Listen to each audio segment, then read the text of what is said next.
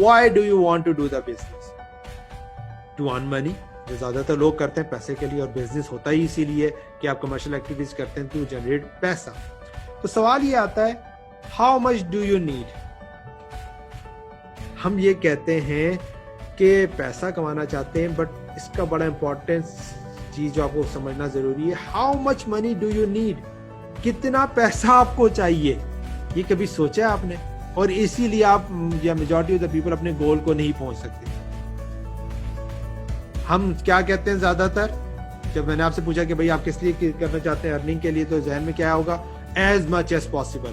ठीक है, अब वो जब कहते हैं, किसी के लिए हो सकता है $100 हो, किसी के लिए $1000 हो, किसी के लिए $1,00,000 हो, किसी के लिए $10,000 हो, कोई कहता है ईयरली, कोई कहता है वीकली, कोई कहता है मंथली, राइट? सो ये फिगर होना बहुत जरूरी है। If you want to do the business you, और आप रेवेन्यू के एंगल से करना चाह रहे हैं, तो please make sure you have the figure with you कि आप कितना रेवेन्यू जनरेट करना चाहते हैं। समझ रहे हैं? ये नहीं कि हर, अगर आप ये कहेंगे कि जनाब मिलियंस ऑफ डॉलर कमाना चाहता हूं, तो फिर आप वो बैठ जाए, फिर आप नहीं कर सकते। आप स्टेजेस होती हैं। Right now, how much do you need to survive, to grow and build a business? This is very important question. Please make sure how much money do you want to earn, right? आप वो weekly करना चाहते हैं, monthly करना चाहते हैं, yearly करना चाहते हैं, क्योंकि वीकली का जो पाथ होगा डिफरेंट होगा, मंथली का डिफरेंट होगा, ईयरली का डिफरेंट होगा। कोई बंदा $100 कमाना चाहता है, उसके लिए ट्रैक, उसकी डायरेक्शन, उसके जो बिजनेस मॉडल होगा डिफरेंट होगा। कोई बंदा $1,00,000 पर मंथ कमाना चाहता है या ईयरली कमाना चाहता है, उसका डिफरेंट होगा। ठीक है, तो ये जो फिगर है ये आपको हेल्प आउट करेगी कि जनाब कौन सी गाड़ी में बैठना है, उस गाड़ी में जो वाकई में आपको मंजिल पे लेके जा सकती है, या आप अगर किसी गलत गाड़ी में बैठ जाते हैं कि जनाब जो कि आपने कहा था कराची पहुंचना है इस्लामाबाद से, वो आपको जो है ना क्या कहते हैं पेशावर की साइड पे ले जाते हैं, तो फिर आप क्या करेंगे? फिर कुछ भी नहीं होगा, रिग्रेट ही करेंगे, यार काश में सही गाड़ी में बैठ जाता। और जितनी ज्यादा उसकी वैल्यू होगी, इफेक्टिव होगी। आईफोन की हम बात करते हैं, ठीक है, ₹1,00,000 का वो से ऊपर का फोन है, ठीक है, लेकिन इवन देन लोग लाइन में खड़े होते हैं, लेते हैं, क्योंकि वो वैल्यू डिलीवर कर रहा है 10 लाख की।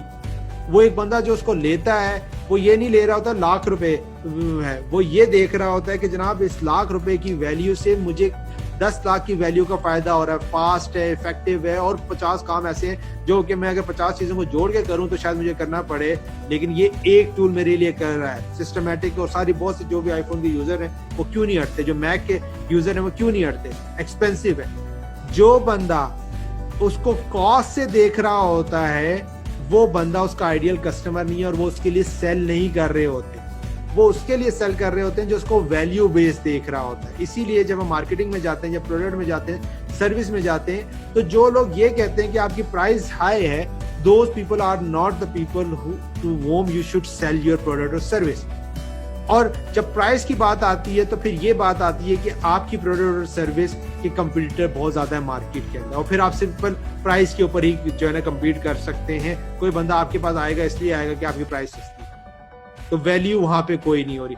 सो you need to bring a solid value that differentiate you from your competitor, और फिर लोग आपको वो वैल्यू पे करेंगे जो आप डिजर्व करते हैं। कि आपको पैसा तब मिलेगा जब आपका सर्विस और आपका कोई प्रोडक्ट है, जितनी हाई वैल्यू की होगी, हाई क्वालिटी की होगी, उतना ज्यादा आपको पैसा जनरेट करने में हेल्प आउट करेगी। और मोस्ट ऑफ द केसेस में आप लोगों के पास ना तो प्रोडक्ट है, ना आपके पास सर्विस।